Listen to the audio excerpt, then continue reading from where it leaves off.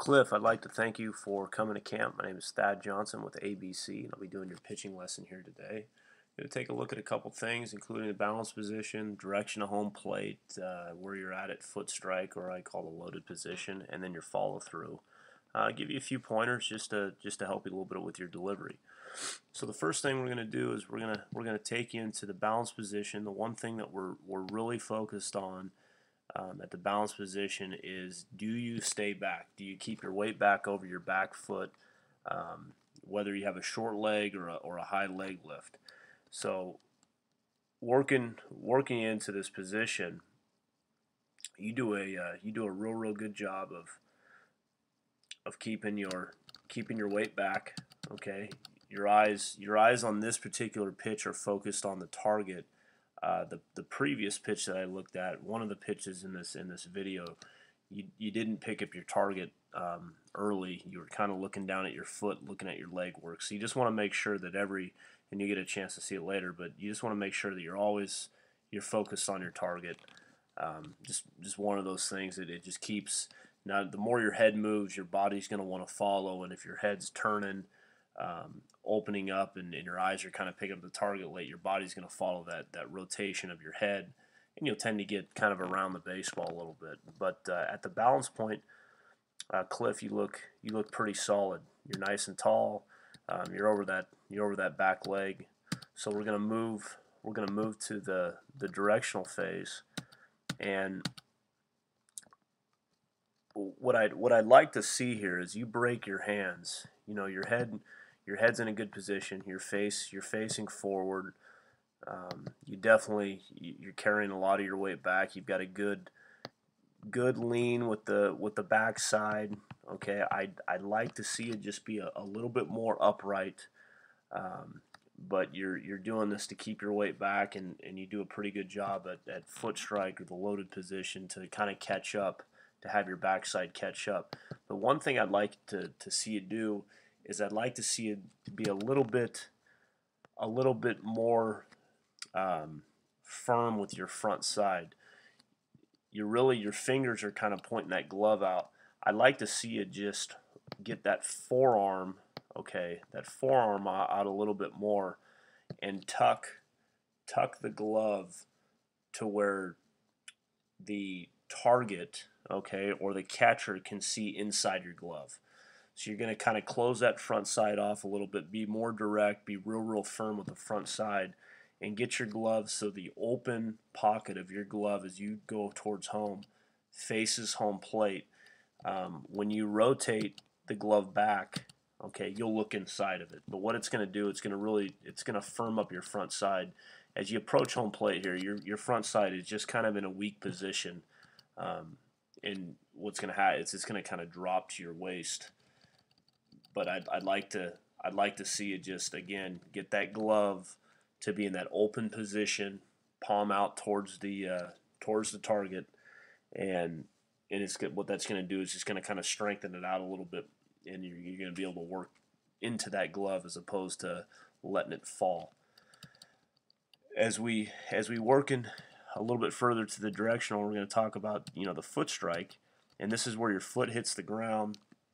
And it's a little hard to see just because the video's cut off, but you are striding across your body just a hair. Okay, Cliff, you want to make sure that you step in the same spot every single time, and that you also have a nice open toe to the target. You don't want to have a closed off front side, a closed off front foot. You want to make sure that you land heel to toe directly on your directional line.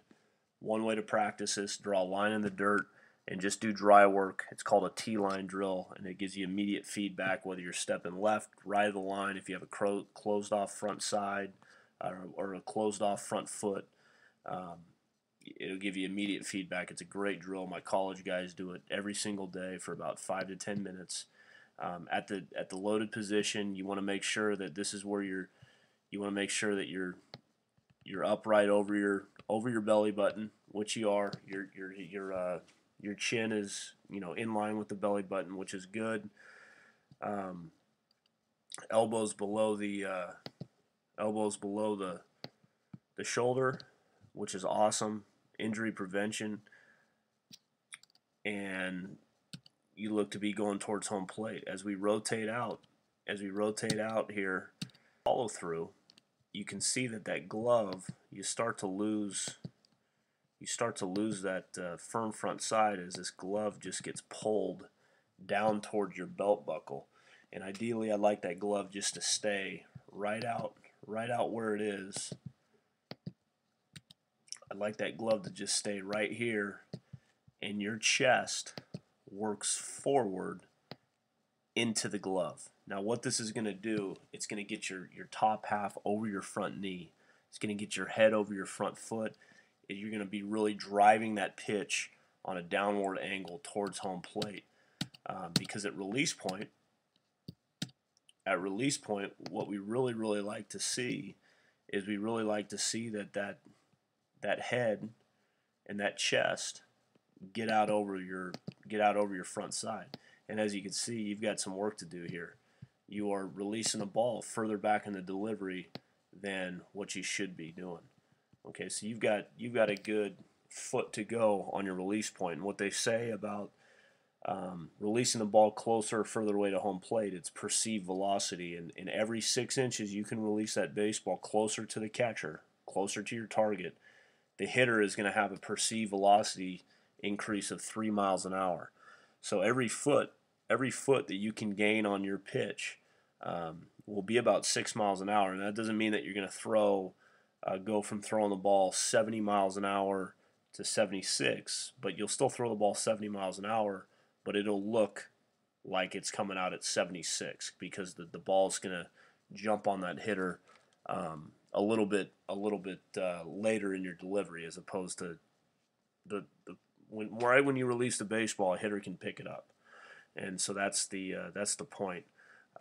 As long as you're holding on to the baseball, the pitcher has a tough time, or the hitter has a tough time of recognizing the release. So you want to release it later in the delivery.